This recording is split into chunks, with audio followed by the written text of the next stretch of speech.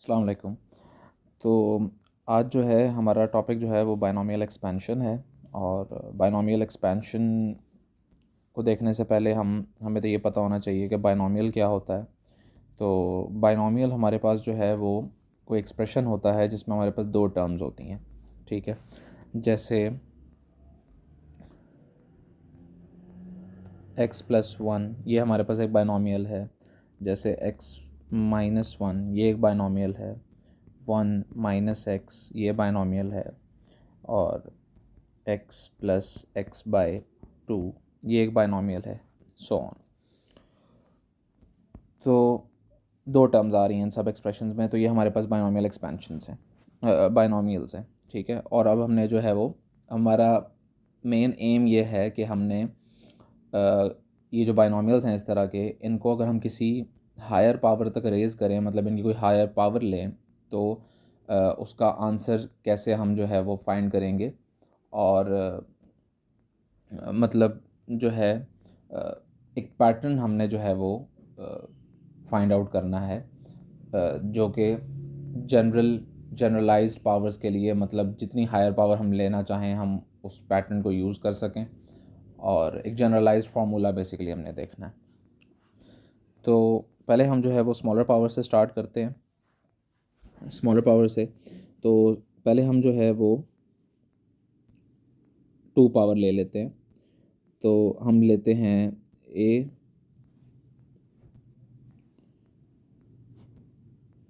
Suppose हम a+b का whole square, इसको एक्सपैंड करते हैं। a+b हमारे पास एक बायनॉमियल है और इसका हम स्क्वायर ले रहे हैं। तो हम जो है वो इसको एक्सपैंड करते हैं। हमें पता है कि इसको हमने अगर एक्सपैंड करना है तो स्क्वायर का मतलब होता है कि हम जिस नंबर का स्क्वायर ले रहे हैं हम उसको अपने आप से ही मल्टीप्लाई करते हैं। सो a+b, इसको हम मल्टीप्लाई करेंगे अपने आप से a+b। ये हमारे पास जो है वो इसका आंसर हम इस तरह फाइंड कर सकते हैं। अभी हम जो है वो स्मॉलर पावर से स्टार्ट करेंगे ताकि हम जो है वो देख सकें कि स्मॉलर पावर्स में हमें क्या पैटर्न मिलता है, और उसी पैटर्न की मदद से हम फिर जो है वो हायर पावर्स को फाइंड कर सकते हैं। और ये हम क्यों कर रहे हैं, ये पैटर्न हम इसलिए फाइंड कर रहे हैं क्योंकि जैसे जैसे पावर्स हाई होती जाती हैं वैसे वैसे ये जो हमारे पास ट्रेडिशनल वे है पावर्स को फाइंड करने का बाइनोमियल्स के, ये ज़्यादा जो है वो लेंथी और कम्प्लेक्स होता जाता है। मतलब ज़्यादा जो है वर्क रिक्वायर्ड होता है। तो हम उससे बचने के लिए ही ये इसका फार्मूला एक बेसिकली जनरेट करना चाह रहे हैं। तो a+b को a+b से मल्टीप्लाई करेंगे तो इसका मतलब होगा a² + ab + ba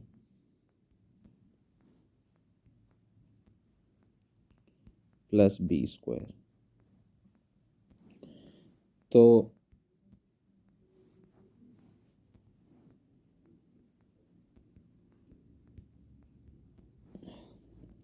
A B और बी ए को ऐड करेंगे हम, तो हमारे पास जो है वो a², ए बी और बी ए हमारे पास लाइक टर्म्स हैं, इनको ऐड करेंगे हमारे पास हो जाएगा 2ab +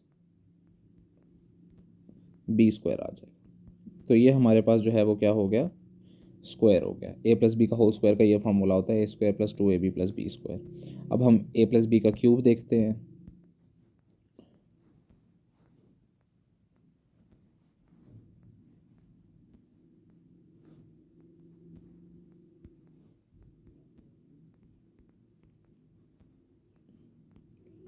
a+b के क्यूब का मतलब होता है a+b times a+b times a+b।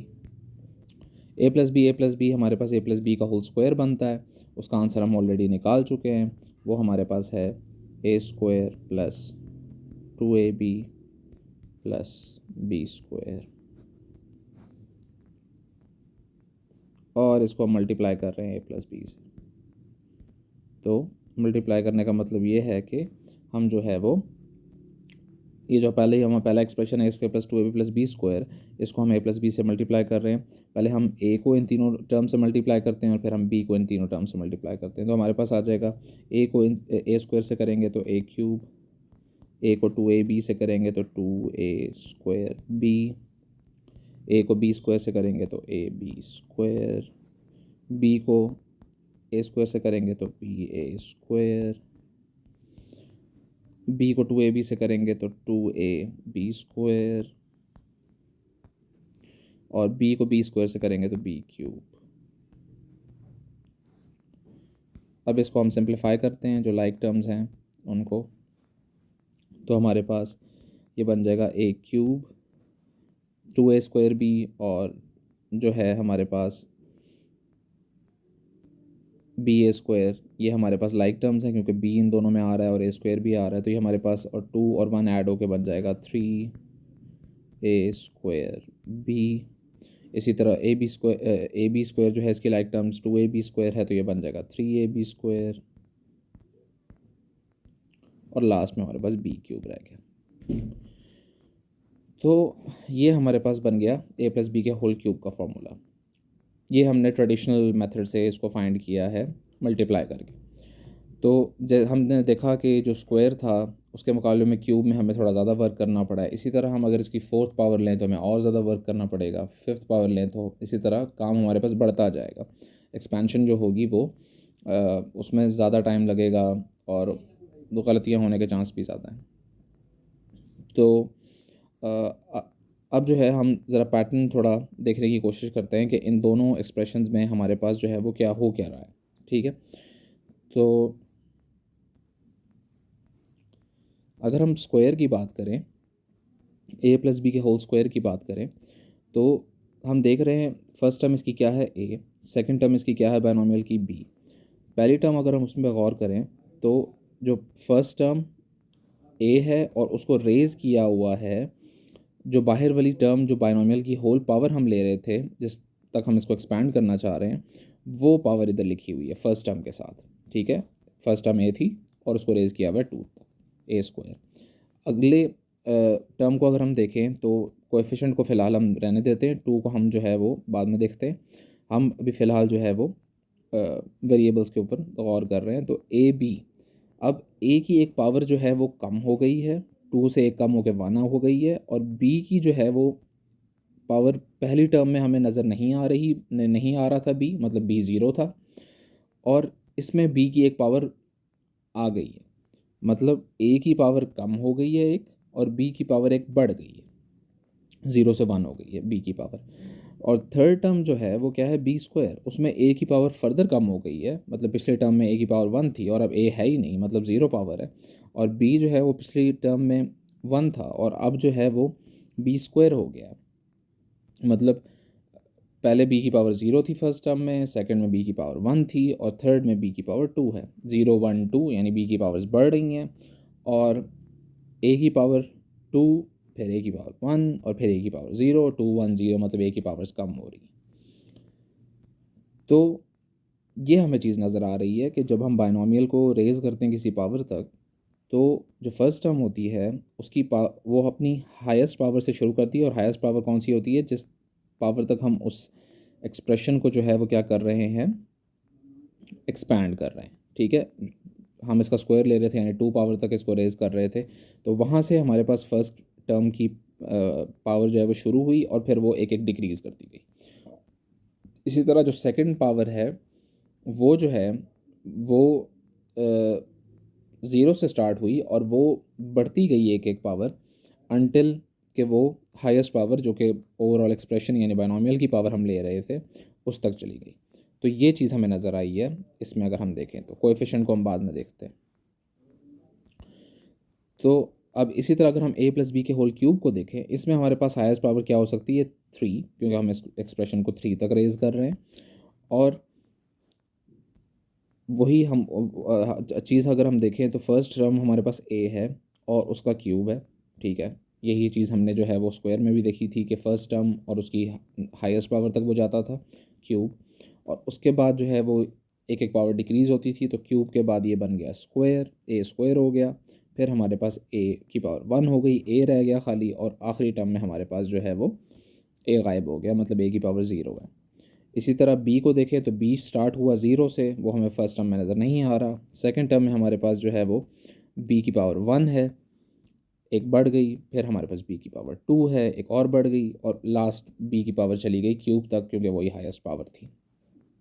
तो हमें एक पैटर्न नज़र आ रहा है कि जब हम एक बाइनोमियल को एक्सपैंड करते हैं किसी हायर पावर तक, तो हमारे पास जो है वो ये होता है कि जो फर्स्ट टर्म होती है उसकी पावर्स जो हैं वो हाईएस्ट पावर से शुरू होकर एक एक डिक्रीज़ करती हैं, और जो सेकंड टर्म होती है उसकी पावर्स जो है वो ज़ीरो से स्टार्ट होके एक एक जो है वो इंक्रीज़ करती है। यानी ये एक पैटर्न है। कोएफिशिएंट्स जो हैं, कोएफिशिएंट्स कैसे आते हैं? तो कोएफिशिएंट्स बेसिकली अगर हम उनको देखें, इसमें स्क्वायर को अगर हम देखें तो उस कोएफिशिएंट है 1। फिर हम इसको देखें ए बी का कोएफिशिएंट देखें, सेकंड टर्म का कोएफिशिएंट है 2, और फिर है 1, ठीक है। और इसी तरह हमारे पास जो है वो क्यूब में देखें तो फर्स्ट है 1, और फिर है 3, फिर है 3, और फिर है 1। तो अभी तक हमें ये नज़र आया कि जो फर्स्ट और लास्ट टर्म हैं उनके हमें कोएफिशिएंट 1 नज़र आ रहे हैं। क्यूब के केस में भी जो 1 और 1 यहाँ पे आप देख सकते हैं, और स्क्वायर के केस में भी यहाँ पे 1 और 1 है, ठीक है। एक तो ये चीज़, और दूसरा ये है कि अगर हम पावर को देखें तो जो पावर्स हैं हर टर्म में मैक्सिमम पावर जो है वो कंबाइंड, ए और बी की कंबाइंड जो पावर्स हैं वो हमारे पास कहाँ तक जा सकती हैं? जो हमने बाइनोमियल की पावर होल ली थी, 2 है यहाँ पर, तो पहली टर्म ए स्क्वायर है, बी की पावर 0 है, तो 2 + 0 = 2। इसी तरह सेकंड टर्म देखें तो ए की पावर भी 1 है, बी की पावर भी 1 है, उसको ऐड करके भी 2 ही आता है। और थर्ड टर्म देखें तो बी का स्क्वायर है, और ए जो है वो है ही नहीं, ए मतलब 0 है, तो 2 + 0 = अगेन 2। तो एक तो हमें पता लग गया कि बाइनोमियल्स में जो हैं वो पावर्स कैसे डिक्रीज़ या इंक्रीज़ होती हैं, और दूसरा हमें ये पता लग गया कि हर जो इंडिविजुअल टर्म है उसमें जो हमारे पास पावर्स का सम है वो बनता है उस पावर के इक्वल जो कि हमारे पास हम एक बाइनोमियल की ले रहे होते हैं। तो ये हमारे पास जो है वो a + b का होल स्क्वायर और a + b की होल क्यूब से हमें ये चीज़ें पता लगी। और कोएफिशिएंट्स में हमने अभी तक ये देखा है कि चाहे स्क्वायर हो या क्यूब, हमने ये देखा है कि फर्स्ट और जो लास्ट टर्म है उसका कोएफिशिएंट 1 होता है। तो ये जो कोएफिशिएंट्स हैं इनके लिए हमारे पास एक चीज़ होती है जिसको हम पास्कल ट्रायंगल कहते हैं, वो यूज़ होती है ये कोएफिशिएंट्स फाइंड करने के लिए। एक छोटी सी ट्रिक है, जो इसकी फॉर्मल जो चीज़ है उसको हम देखते हैं बाद में, पहले उस ट्रिक को हम देख लेते हैं। वो ये है कि अगर हमें कोएफिशिएंट्स चाहिए तो हम स्टार्ट करते हैं 1 से,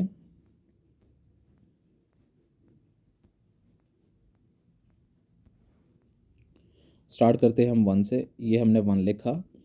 और जो है अगर हमें जो है सपोज़ स्क्वायर चाहिए, a + b का होल स्क्वायर चाहिए, और हमें उसकी जो है कोएफिशिएंट्स चाहिए, तो यहाँ पर हम 2 1 लिखेंगे, और 2 1 लिख लिए। ये 2 1 बेसिकली वही हमारे पास स्क्वायर की केस में कोएफिशिएंट्स को, फर्स्ट और लास्ट टर्म के कोएफिशिएंट्स को रिप्रेजेंट कर रहे हैं। और हम जो है वो अब अगर इसको क्या करना चाह रहे हैं, हमें फर्स्ट, और एक और चीज़ जो हम इसमें देख सकते हैं वो ये है कि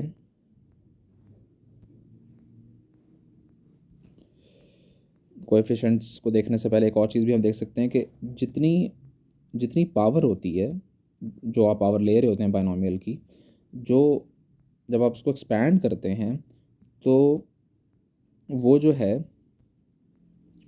टर्म्स उससे एक ज़्यादा आती हैं। मतलब बाइनोमियल को अगर 2 पावर तक एक्सपैंड किया है तो टर्म्स आंसर में कितनी आई हैं? a² 2ab और b² 3 टर्म्स आई हैं।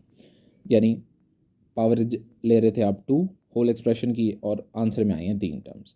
क्यूब के केस में देखें तो क्यूब के केस में भी यही है कि पावर हमने ली थी 3 और आंसर में टर्म्स आई हैं 4, ठीक है, तो एक पावर बढ़ जाती है। अब हम कोएफिशिएंट्स को देखते हैं। तो हम ये कह रहे थे कि ये जो दो वंस हैं ये रिप्रेजेंट कर रहे हैं हमारे पास ए प्लस बी के होल स्क्वायर, ए माइनस बी के होल स्क्वायर के फर्स्ट और लास्ट टर्म के कोएफिशिएंट स्क्वायर पे डिपेंडेंट नहीं है, मतलब वो कोई भी पावर हो बायनॉमियल की तो वो फर्स्ट और लास्ट टर्म के वो हमारे पास 1 ही रहते हैं। तो हमें अब ए प्लस बी के होल स्क्वायर को हम देख रहे हैं, तो जो है क्या होगा, हमें मिडिल टर्म का कोएफिशिएंट चाहिए क्योंकि हमें पता है कि स्क्वायर के केस में 3 टर्म्स आती हैं और फर्स्ट और लास्ट टर्म का तो ये कोएफिशिएंट हो गया, तो मिडिल टर्म का हमें चाहिए कोएफिशिएंट। तो वो क्या होता है कि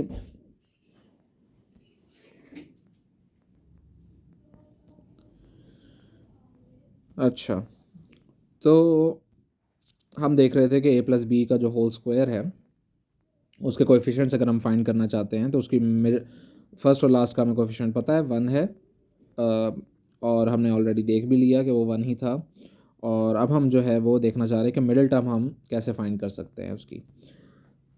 तो ये हमने दो कोएफिशिएंट्स लिख लिए ए प्लस बी के होल स्क्वायर के केस में 1 और 1 फर्स्ट और लास्ट टर्म के, और मिडिल टर्म का कोएफिशिएंट ऐसे आएगा कि जो ऊपर 1 है इसके साथ हम ये साइड वाला 1 ऐड कर देंगे तो ये बन जाएगा हमारे पास, या ये जो हमारे पास फर्स्ट ये जो 1 लिखे हुए दोनों इनको हम ऐड कर देंगे और ये हमारे पास जो है 1 और 1 ये ऊपर वाला जो 1 है ये साइड वाले 1 के साथ ऐड होके क्या बन जाएगा 2। तो ये हमारे पास आ गया, मतलब जो भी आपको कोएफिशिएंट चाहिए आप जो है वो साइड वाले 1 को ऊपर वाली टर्म के साथ ऐड करेंगे और हमारे पास कोएफिशिएंट आ जाएगा। अब हम क्यूब के केस में देखते हैं। क्यूब के केस में हम जो है वो देख सकते हैं कि यहाँ पर जो मिडिल टर्म्स हैं वो उनके कोएफिशिएंट्स जो हैं वो 3 और 3 हैं। फर्स्ट और लास्ट का हमें पता है कि हर पावर के केस में 1 और 1 ही रहेगा, तो हम जो है वो यहाँ पर साइड पर जो है वो 2 1 और लगा लेते हैं क्योंकि 2 1 तो आएंगे। फर्स्ट और लास्ट टर्म का कोएफिशिएंट मैंने बताया हर पावर के केस में वो 1 ही रहेगा। अब हमें मिडिल वाली 2 टर्म्स के लिए चाहिए तो 1 और 2 को ऐड करेंगे, ये हमारे पास 2 टर्म्स हैं 1 और 2, इनको ऐड करके ये बन जाएगा 3, और इसी तरह 2 और 1 को ऐड करके हमारे पास जो है वो 3 बन जाएगा। तो जो हमारे पास ऊपर 2 टर्म्स लिखी हैं उनको सम करेंगे तो हमारे पास जो है वो कोएफिशिएंट जनरेट हो जाएगा। 1 और 2 ऊपर 2 टर्म्स लिखी थी इनको ऐड करेंगे तो हमारे पास 3 आ गया। 2 और 1 ऊपर 2 टर्म्स लिखी थी इनको ऐड करेंगे तो 3 आ गया। तो अगर हम कोएफिशिएंट्स पर गौर करें इस केस में क्यूब के केस में तो वो यही हैं 1 3 3 और 1। अब जो है हमें पता लग गया है कि कोएफिशिएंट्स के लिए हम क्या टेक्निक यूज़ कर सकते हैं और इसी तरह जो है हम पावर्स के लिए क्या कर सकते हैं, और नंबर ऑफ़ टर्म्स का भी हमें पता लग गया। तो अब हम जो है वो देखते हैं ए प्लस बी की पावर 4 के लिए, ठीक है। उसके लिए हम पास्कल ट्रायंगल से कोएफिशिएंट्स भी फाइंड करेंगे और उसका फार्मूला हम डायरेक्ट लिखने की कोशिश करेंगे, मल्टीप्लाई नहीं करेंगे ए प्लस बी को 4 दफ़ा। तो हम देखते हैं उसको।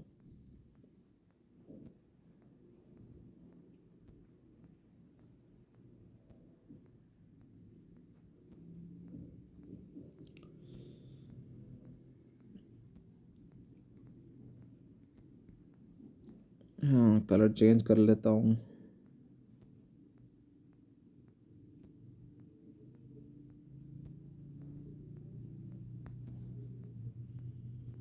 अच्छा, तो ए प्लस बी की पावर 4, तो पावर्स का हमें पता है फर्स्ट टर्म की हाईएस्ट पावर से स्टार्ट होती है ये चीज़, तो हमारे पास ए की हाईएस्ट पावर होगी 4, और सेकंड टर्म की स्मॉलेस्ट पावर यानी इस केस में 0, यानी कि बी की पावर 0 होगी, और किसी भी चीज़ की पावर अगर 0 लें तो वो 1 के इक्वल होता है। तो समझाने के लिए मैं बी की पावर 0 लिख लेता हूँ। सो बी की पावर 0। नेक्स्ट टर्म हमें पता है क्या होगी, ए की पावर 1 डिक्रीज़ हो जाएगी यानी ए की पावर हो जाएगी 3, और बी की पावर 1 इंक्रीज़ हो जाएगी यानी बी की पावर हो जाएगी 1। अगली टर्म में हमें पता है क्या होगा, ए की पावर एक और डिक्रीज़ हो जाएगी यानी ए का स्क्वायर, और बी की पावर जो है वो एक और इंक्रीज़ हो जाएगी यानी बी का स्क्वायर।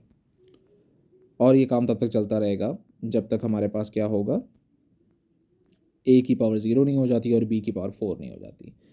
अगली टर्म में हमारे पास ए रह जाएगा, ए की पावर एक और डिक्रीज़ हो जाएगी, 2 से 1 हो जाएगी, और बी की पावर एक और इंक्रीज़ हो जाएगी यानी 2 से 3 हो जाएगी, सो बी का क्यूब।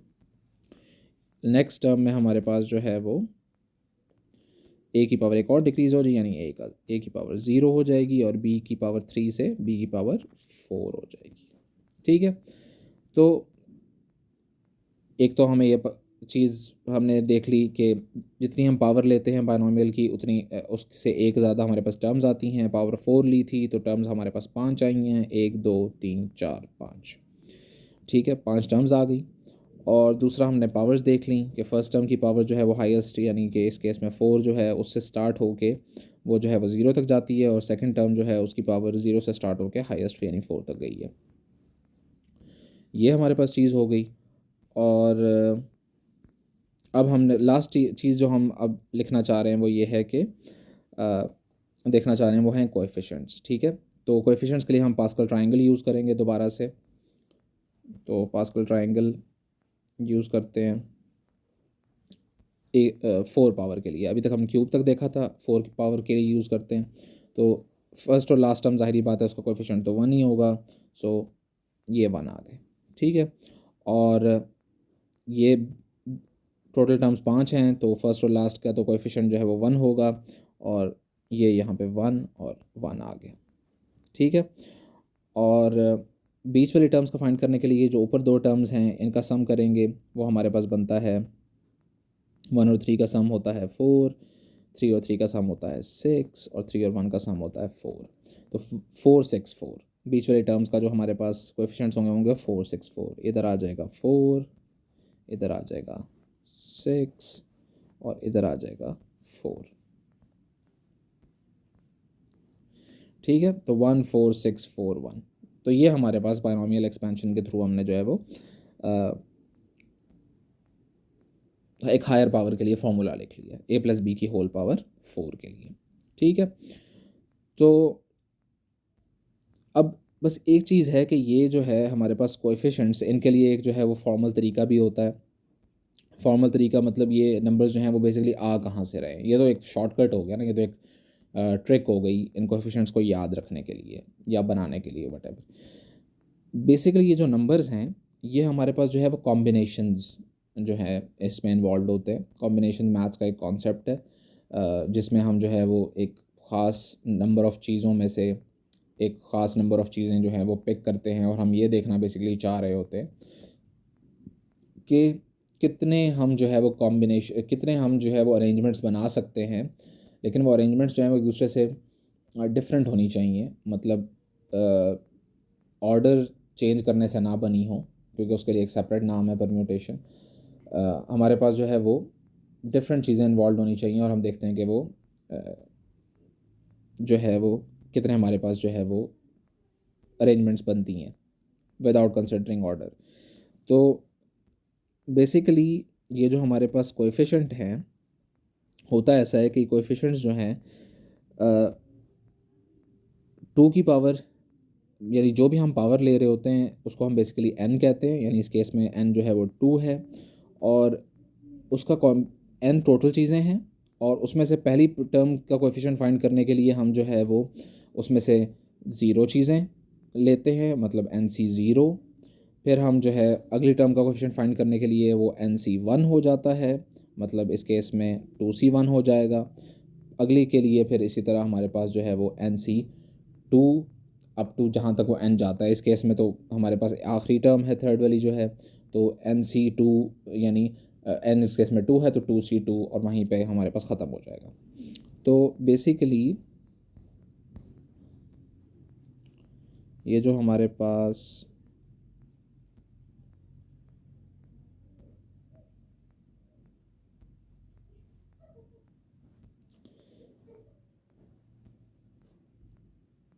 अच्छा,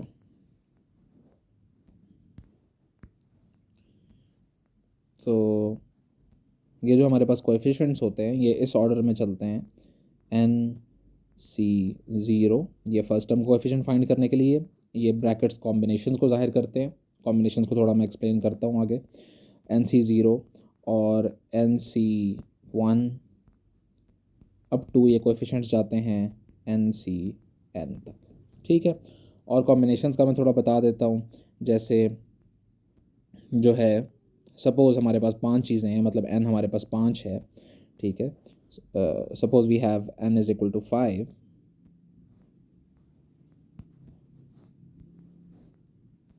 n इज़ इक्वल टू 5, तो जो है कोएफिशिएंट्स बनेंगे 5C0, और यानी सपोज़ हम बाइनोमियल की पावर जो है वो 5 ले रहे हैं, a + b की होल पावर 5 ले रहे हैं। n बेसिकली वो पावर होती है जहाँ तक हम बाइनोमियल को एक्सपैंड करना चाहते हैं, तो 5 ले रहे हैं, तो उसकी जो उस a + b की होल पावर 5 जो है उसके जो टर्म्स होंगे, उसके जो कोएफिशिएंट्स होंगे वो होंगे 5C0, 5C1, 5C2, 5C3, 5C4 और 5C5, ठीक है। ये हमारे पास आ जाएंगे कोएफिशिएंट्स, क्योंकि पावर हम 5 तक ले रहे हैं तो टर्म्स होंगी 6, और 6 टर्म्स के ये कोएफिशिएंट्स होंगे। अब को थोड़ा देख लेते हैं कि ये कॉम्बिनेशंस इनके आंसर कैसे फाइंड करते हैं।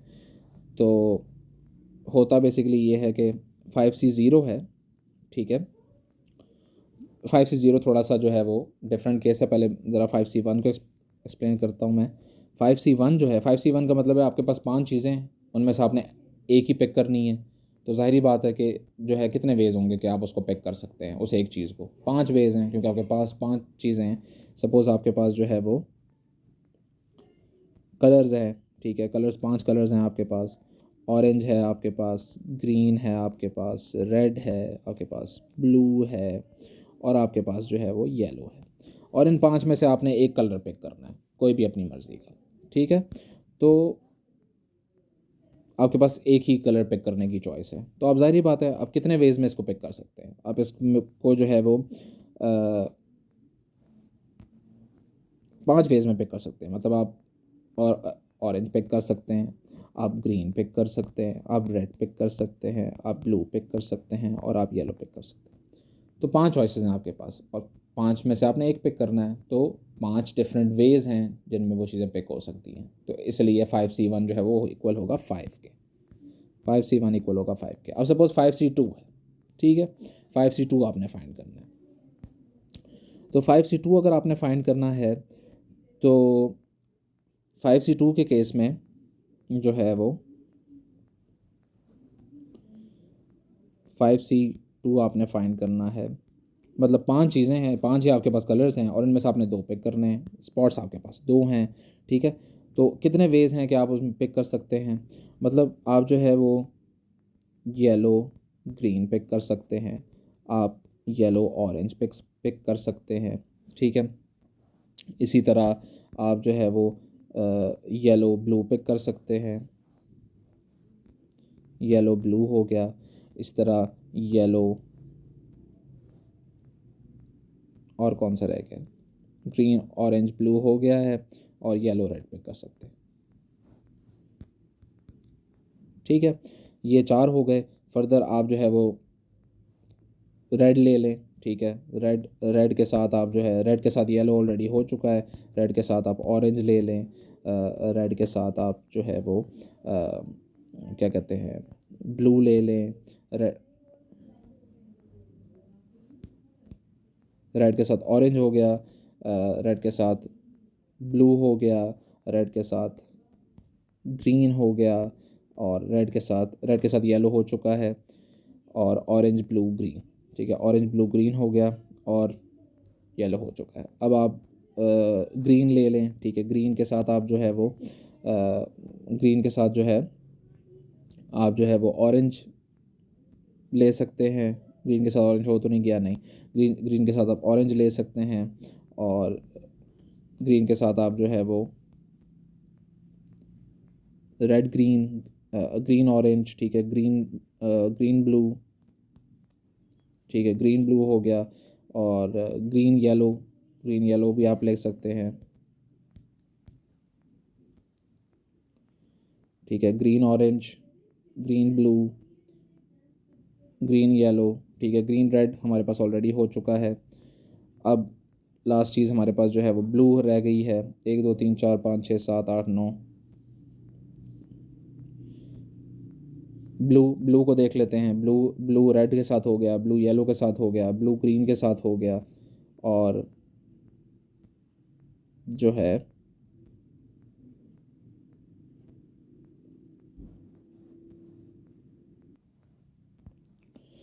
अच्छा, तो ये जो है ग्रीन येलो, ये पहले येलो ग्रीन की फॉर्म में हो चुका है। हमने देखा, कहा था कि ऑर्डर मैटर नहीं करता, येलो ग्रीन, पहले येलो आ जाए बाद में ग्रीन आ जाए, पहले ग्रीन आ जाए बाद में येलो आ जाए, ये मैटर नहीं करता है। तो ये वो येलो और ग्रीन ही कॉम्बिनेशंस के केस में।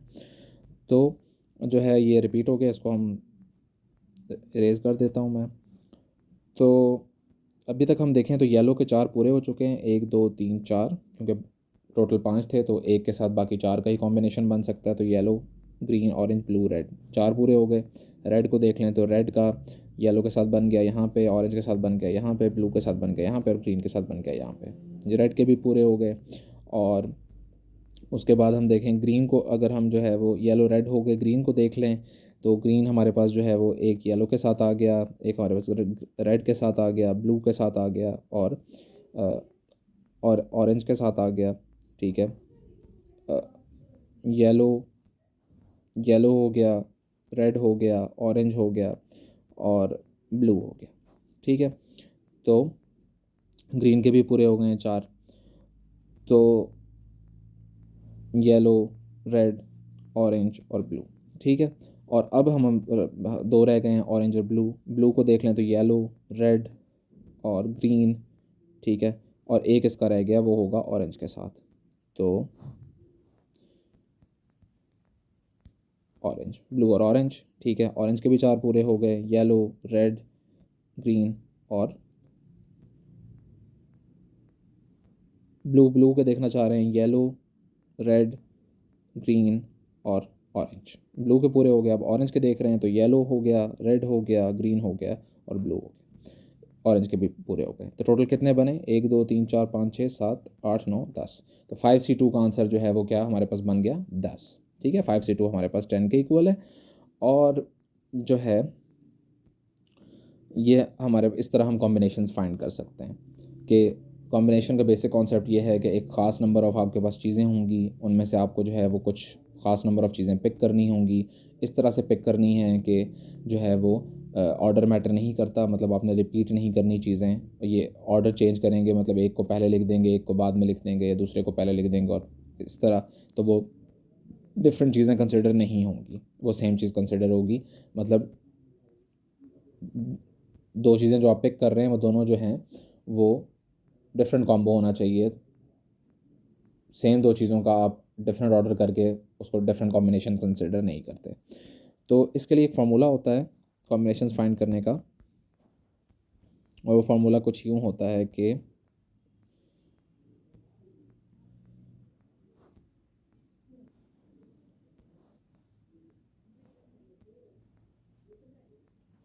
फार्मूला ये होता है कि NCR जो आप फाइंड कर रहे होते हैं, ठीक है, यानी NCR, इसको इसकी नोटेशन, इसको NCR भी लिखते हैं। C मतलब कॉम्बिनेशन, N जो टोटल चीज़ें होती हैं जिनमें से आपको चीज़ें पिक कर रहे हैं, और R जो है जितनी आप पिक कर रहे हैं। इस केस में जो हमने 5C2 फाइंड किया तो N होगा 5 और R होगा 2। तो फार्मूला इसका होता है N फैक्टोरियल, मतलब N factorial over R factorial, R factorial into N minus R का फैक्टोरियल। ठीक है, फैक्टोरियल क्या होता है? फैक्टोरियल ये होता है कि आपको जो है वो जिस भी नंबर का आप फैक्टोरियल फाइंड कर रहे हैं रिवर्स ऑर्डर में आपने उसको मल्टीप्लाई करना होता है 1 तक। ठीक है, सपोज़ अगर आप 5 का फैक्टोरियल फाइंड करना चाह रहे हैं तो वो इस तरह होगा 5, और फिर उसी नंबर से वो स्टार्ट होता है जिसका आप फैक्टोरियल ले रहे हैं, और रिवर्स ऑर्डर में, मतलब अब रिवर्स 5 से आप 4 पे जाएंगे, 3 पे जाएंगे, ये 1 तक आप नंबर्स ले जाएंगे और इन सब का प्रोडक्ट हो जाएगा। मतलब 5 इंटू 4 इंटू 3 इंटू 2 इंटू 1। 5 4 20, 23 60, 62 120, 121 120। तो 5 का फैक्टोरियल होता है 120। ठीक है, तो ये हमारे पास जो है वो 120 बनेगा।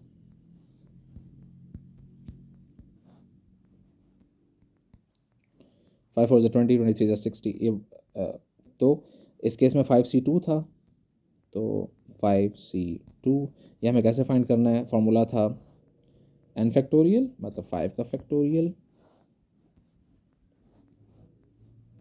5 का फैक्टोरियल ओवर r फैक्टोरियल मतलब जितनी चीज़ें आप पिक कर रहे हैं। हमारे केस में हम 2 पिक कर रहे थे, 2 कलर्स पिक कर रहे थे, तो 2 का फैक्टोरियल और n माइनस r का फैक्टोरियल मतलब 5 माइनस 2 विच इज़ 3, तो 3 का फैक्टोरियल। ठीक है, तो हमारे पास जो है वो 5 का फैक्टोरियल होता है 120 और 2 का आप इसी तरह फाइंड कर सकते हैं 2 इंटू 1 विच इज़ 2, 3 का फैक्टोरियल भी इसी तरह आप फाइंड कर सकते हैं 3 इंटू 2 इंटू 1 विच इज़ 6। सो आपके पास 120 ओवर 10 आ गया, सॉरी 12 आ गया।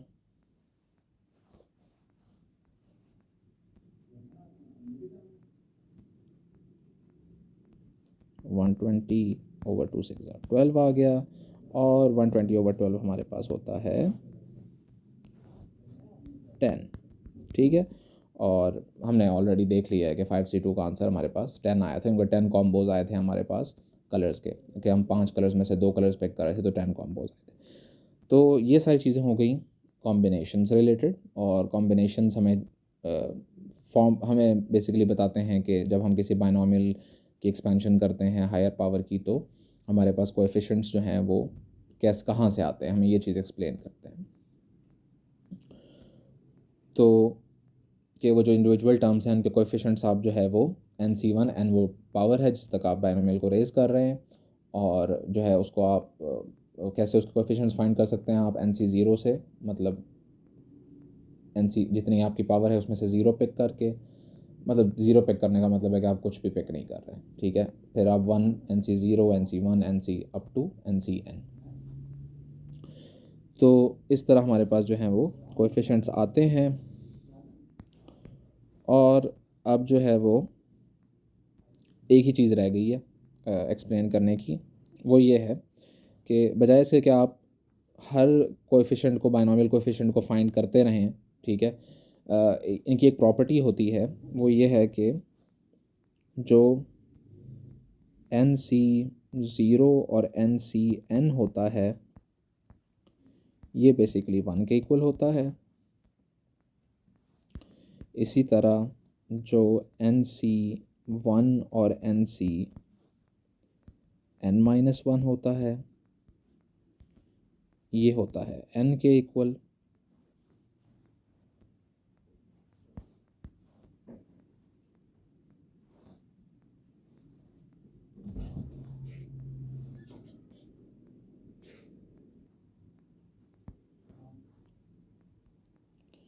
ये हमारे पास होता है n के इक्वल, NC1 NCn-1 n के इक्वल होता है। ठीक है, मतलब बजाय इसके कि आप जो है वो सपोज़ आपकी पावर n जो थी वो 5 थी, ठीक है, तो आप जो है वो 5C0 और 5C5 को फार्मूला में पुट करते रहें, फार्मूला के थ्रू फाइंड करते रहें, उनका आंसर फाइंड करने की आपको ज़रूरत नहीं, वो 1 के इक्वल होता है। इस तरह जो है वो 5C1 और 5C4 जो है उनका आंसर जो है वो n के इक्वल यानी 5 के इक्वल होगा। तो अब बेसिकली ऐसा क्यों होता है? ऐसा इसलिए होता है कि सपोज़ हम N5 ले लेते हैं, 5C1 और 5 4, ये दोनों इक्वल होते हैं, और ये दोनों इक्वल मैंने कहा n होते हैं, यानी n इस केस में 5 है तो 5 के इक्वल होते हैं। तो जो है ये बेसिकली क्यों होते हैं? ये इसलिए होते हैं कि 5C1 का मतलब क्या है कि 5 चीज़ें हैं, उनमें से एक कलर पिक हुआ, एक चीज़ पिक हुई। ठीक है, तो जैसे हमने अभी कलर्स में देखा कि 5 कलर्स में से एक कलर पिक हुआ, तो कितने वेज थे? 5 वेज थे, यानी n इस केस में n5 है तो 5 वेज थे। अब 5C4 5C1 के इक्वल कैसे बनता है? ये इस तरह होता है कि ये ऐसी ही बात है कि आप जो है वो कहें कि 5C1 का मतलब होता है एक पिक करना, और 5C4 का मतलब है 4 पिक करना। तो ये दोनों इक्वल इस तरह होते हैं कि सपोज़ 5 कलर्स में से आपने एक कलर पिक करना है, आपका अपना फेवरेट कलर कोई 5 में से जो है वहाँ पे एक पिक करना है आपने सपोज़ जो है वो रेड पिक कर लिया। ठीक है, तो चीज़ क्या आई? क्या चीज़ पिक हुई? रेड। ठीक है, आपने 5 में से एक पिक किया। और 5C4 का मतलब आप इस तरह लें कि आपको कौन सा 4 कलर नहीं पसंद वो आप निकाल दें, तो आप रेड के अलावा सारे निकाल देंगे, तो you will and up with red. ठीक है, तो चाहे आप एक अपना फेवरेट पिक कर रहे हैं या चाहे आप अपने जो फेवरेट नहीं हैं उनको चारों को निकाल रहे हैं, ठीक है, तो आप एंड जो है वो रेड के साथ ही करेंगे। ठीक है, तो इसलिए इनके आंसर सेम आते हैं, 5C1 और 5C4। ठीक है, इसका आंसर 5 होगा। तो इस तरह अब थोड़ा ज़ीरो को देख लेते हैं। ज़ीरो मतलब इस चीज़ का क्या मतलब है कि 5 में से कोई चीज़ पिक नहीं हुई। ठीक है, और 5 चीज़ें पिक हो गई, ज़ाहिर बात है 5 कलर्स हैं, उनमें से अगर आपने 5 पिक कर लिए, वो तो सिंपल सी बात है कि पाँचों पिक करने हैं तो एक ही कॉम्बिनेशन है। इससे मैटर नहीं, इस चीज़ से फ़र्क नहीं पड़ता कि आप जो है वो कौन सा कलर पहले पिक करते हैं। आपने 5 कलर्स थे, उनमें से पाँचों में से जो है वो 5 ही पिक कर लिए।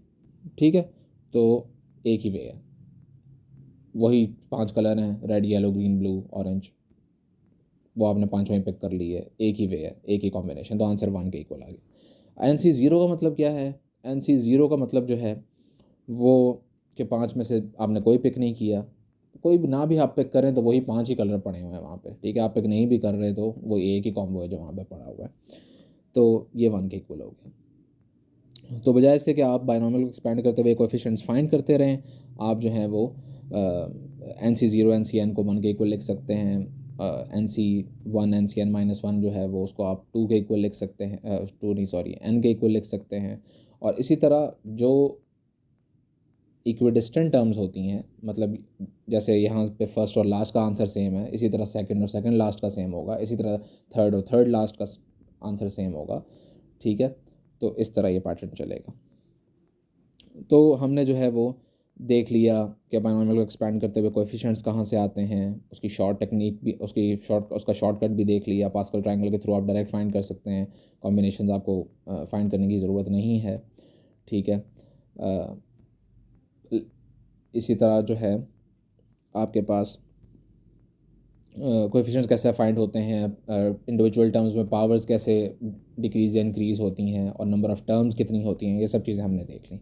लास्ट चीज़ जो है बायनॉमियल एक्सपेंशन में जो हमने देखनी है वो बस ये चीज़ है कि अभी तक हमने जितने भी केसेस देखे हैं उसमें हमने जो है वो देखा कि 2 टर्म्स उनका सम हो रहा था बायनॉमियल में और हम उसकी कोई पावर फाइंड कर रहे थे। तो डिफरेंस के केस में बस बता देता हूँ। डिफरेंस के केस में जो है वो ये होगा कि सपोज़ x+1 के बजाय x-1 की पावर आपने 4 फाइंड करनी थी, तो पावर्स उसी तरह इंक्रीज़ और डिक्रीज़ होंगी। मतलब फर्स्ट टर्म की पावर्स जो हैं वो 4 से शुरू होकर जो है वो 0 तक जाएंगी डिक्रीज़ होके, और जो सेकंड टर्म है 1 जो है उसकी पावर जो है वो 0 से शुरू होकर 4 तक इंक्रीज़ होगी। ये तो ऐसा रहेगा।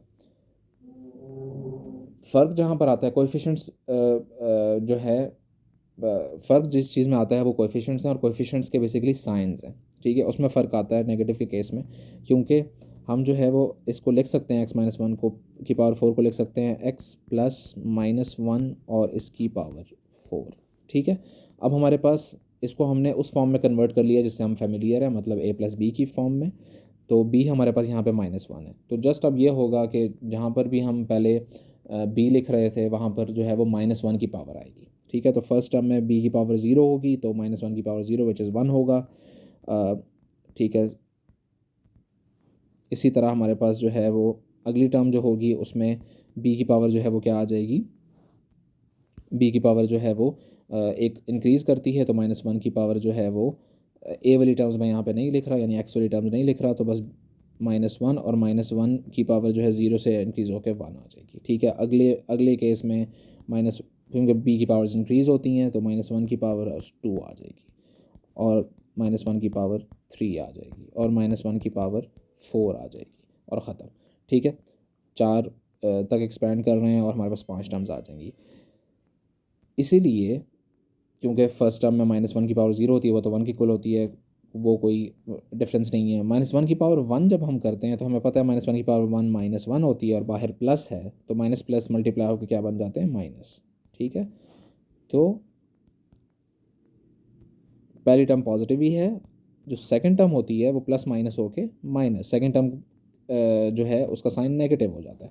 अगली टर्म में b जो है वो -1 का स्क्वायर है, वो -1 का स्क्वायर पॉजिटिव होता है, तो थर्ड टर्म फिर पॉजिटिव आ जाती है। अगले में जो है वो -1 का क्यूब है, और -1 का क्यूब जो है वो -1 होता है, तो फिर नेगेटिव। यानी जब हम किसी ऐसे बायनॉमियल को एक्सपेंड करते हैं जो जिसमें नेगेटिव आ रहा है, ठीक है, तो साइंस अल्टरनेट हो जाते हैं due to the powers of a negative number, ठीक है। जब हमने जो है वो एक नेगेटिव a-b जो है उसको a+ आगे समथिंग की फॉर्म में लिखने की कोशिश की, जिस चीज़ से हम जो है वो फेमिलियरिटी है हमारी, तो हमने ये देखा कि b की पावर्स जब हम इंक्रीज़ करते जाते हैं, जैसे हम करते होते हैं, तो उसमें नेगेटिव जो है जब उसकी पावर्स क्या होती हैं, इंक्रीज़ होती हैं, तो उससे हमारे पास अल्टरनेट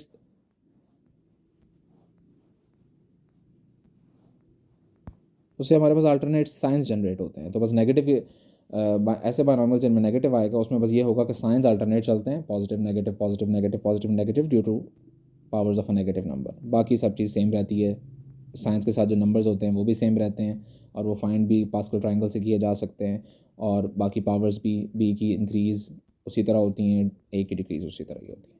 तो ये हमारे पास बायनॉमियल एक्सपेंशन।